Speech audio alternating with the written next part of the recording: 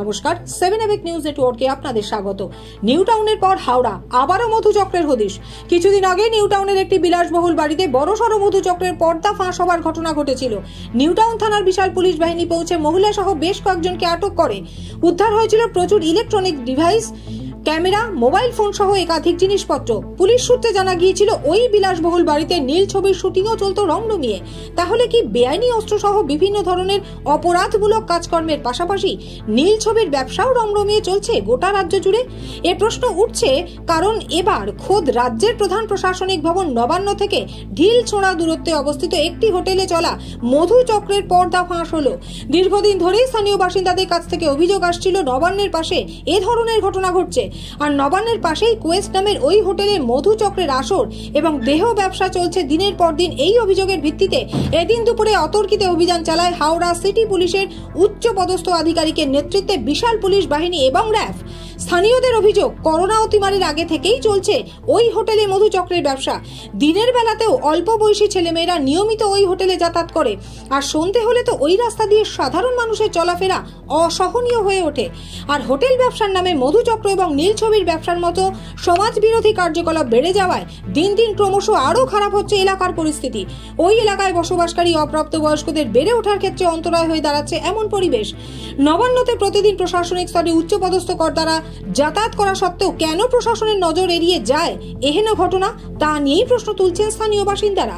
শুনুন অবিলম্বে এই হোটেল বন্ধের দাবি জানিয়ে ক্ষুব্ধ এক স্থানীয় বাসিন্দা মন্টু খানের বিস্ফোরক অভিযোগ। বলছে করোনার আগে, লকডাউনের আগে একবার আমরা বন্ধ করেছি, তারপরেও বন্ধ করার পরও আবার শুরু হয়। তা আমাদের এটা বলার কিছু নেই। নবান্ন জোনের সামনে যখন এসব হচ্ছে, প্রশাসনের সামনেই আছে সব কিছু বিষয়টা। প্রশাসন আমাদের থেকে বেশি বোঝে, বেশি দেখেছে।